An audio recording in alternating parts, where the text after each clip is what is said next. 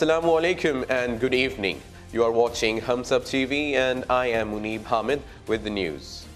Leaking of details from army chiefs in camera briefing angers Senate chairman. Senate Chairman Mia Raza Rabbani on Wednesday criticized lawmakers for allegedly leaking details of the in-camera briefing by Army Chief General Qamar Javed Bajwa, saying they had violated the sanctity of the upper house by doing so.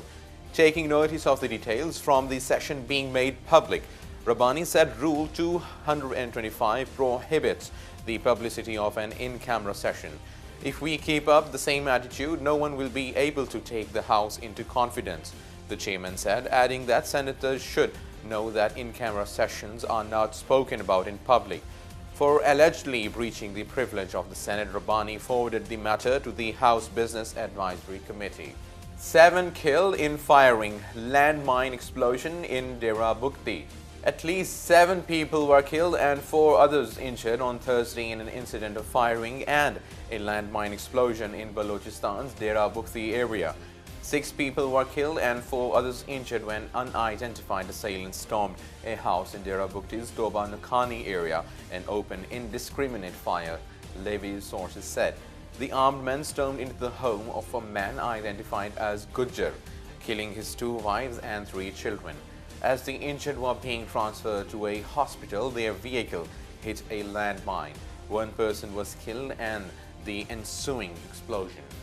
Trump's threat to cut off funding to states opposing Jerusalem move at United States sparks criticism. United States President Donald Trump's threat to cut off funding to countries that oppose his decision to recognize Jerusalem as Israel's capital has raised the stakes in Thursday's United Nations vote and sparked criticism at his tactics, which one Muslims group called bullying or blackmail. Trump went a step further than U.S. Ambassador Nikki Haley, who hinted in a tweet and later to most of the 193 UN member states on Tuesday that the U.S. would retaliate against countries that vote in favor of a General Assembly resolution calling on the president to resign his decision. Erdogan tells UAE minister to know your place over tweet. Turkish President Recep Tayyip Erdogan hit back on Wednesday at the United Arab Emirates foreign minister over a social media post that accused Erdogan's ancestors of kidnapping people of Medina in the early 20th century. Sheikh Abdullah bin Zayed Al Nahyan retweeted a post on Twitter this week in which a user claimed Fahruddin Pasha, Medina governor from 1916 to 1919, was a thief. The UAE's top diplomat shared the tweet by a user called Ali Al-Iraqi and presenting himself as an Iraqi dentist living in Germany. Ali Al-Iraqi said the former Medina governor committed a crime against the people of Medina by stealing their money, kidnapping them and putting them on trains that took them to Syria and Istanbul. President Xi Jinping puts his stamp on China economy, permits more debt. President Xi Jinping stamped his authority over China's economy at a major meetings ending on Wednesday, which called for reasonable credit expansion, increased imports and more open markets and efforts to curb noxious pollution. The pledges were made under a new banner, Xi Jinping thought on socialist economy with Chinese characteristics for a new era, at the end of the annual Central Economic Work Conference, during which leaders review past policy and plan for the upcoming year. Dr. James Shearer, former Mayor Rugby, was awarded a certificate of appreciation of his outstanding dedication and commitment over the years to uplift the Pakistani religious minorities. Dr. James Shearer, former Mayor of Rugby, was awarded a certificate of appreciation in recognition of his outstanding dedication and commitment over the years to uplift the Pakistani religious minorities. The certificate was given in House of Parliament during the Christmas party organized by Member Parliament Jim Shainan, Chairman, APPG, and it was received on his behalf by Mr. John Basco from Lord Ahmed, Minister of State for Commonwealth and the United Nations. Cardinal Law disgraced figure in church abuse scandal dies. Cardinal Bernard Law, the disgraced former Archbishop of Boston, whose failures to stop child molesters in the priesthood sparked what would become the worst crisis in American Catholicism, died earlier on Wednesday, the Vatican said. He was 86. Law had been sick and was recently hospitalized in Rome. Law was one of the most important leaders in the U.S. Church. He influenced Vatican appointments to American dioceses, helped set priorities for the nation's bishops, and was favored by Pope John Paul II. But in January 2002, the Boston Globe began a series of reports that used church records to reveal that Law had transferred abusive clergy among parish assignments for years without alerting parents or police. North Korea defection warning shots as soldier crosses border to South. South Korea's military has fired warning shot at North Korean guards searching for a soldier who defected. The North Korean soldier had walked across demilitarized zone shortly after 8 a.m. He had emerged from thick fog at a checkpoint, said the South's military. He is the fourth North Korean soldier to defect this year. The incident comes a week after one of the most dramatic defections in recent times. Damian Green sacked over misleading statements on porn claims.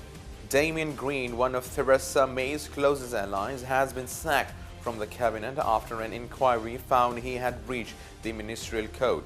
He was asked to quit after he was found to have made inaccurate and misleading statements over who he knew about claims pornography was found on his office computer in 2008. He also apologized for making writer Kate Mattleby feel uncomfortable in 2015. Mr. Green, 61, who as First Secretary of State was effectively the Prime Minister's deputy, is the third cabinet minister to resign in the space of 2 months. Michael Phelan and Priti Patel both quit in November. Catalonia elections, voters in bid to solve political crisis. Polls are due to open across Catalonia in a closely watched regional election called by Spain following October's controversial independence referendum. The snap election pits parties who want Catalonia to be an independent republic against those who wish it to remain a semi-autonomous part of Spain. All indicators are that the result will be very close. The pro-independence JXCat party of ousted Catalan President Carles Puigdemont was predicted to come third. That would mean no parliamentary majority in favor of independence and possibly lengthy negotiations to form a government. Melbourne crash, driver arrested after hitting pedestrians. Australian police have arrested a driver after a car drove into a crowd in Melbourne. The car collided with a number of pedestrians on Flinders Street, a busy junction in the centre of the city, said Victoria Police. The exact situation remains unclear and police said they did not yet know the extent of injuries. Images from the scene appear to show a number of people lying on the ground close to a large white vehicle. One witness told local radio station 3AW the car just mowed everybody down. People were flying everywhere. Police have asked the people to avoid the area. They have not said there is any indication the incident is terror-related. Russia to learn 2018 Paralympics fate next month. The International Paralympic Committee on Wednesday maintained Russia's doping suspension with a decision on their participation in the 2018 Paralympics to be made in January. In a statement, IPC President Andrew Persson said they had extended the ban as the Russian Paralympic Committee had not made sufficient progress to justify their reinstatement. Russia was suspended by the IPC in August 2016 following revelations of widespread state-sponsored doping uncovered in a report by Richard McLaren on behalf of the World Anti-Doping Agency. Weather. Mainly cold and dry weather is expected in most parts of the country. However, dense foggy conditions are likely over plain areas of Punjab and Upper Sindh during morning hours. That's all for now. For more news and updates, keep watching Hums Up TV. Take care.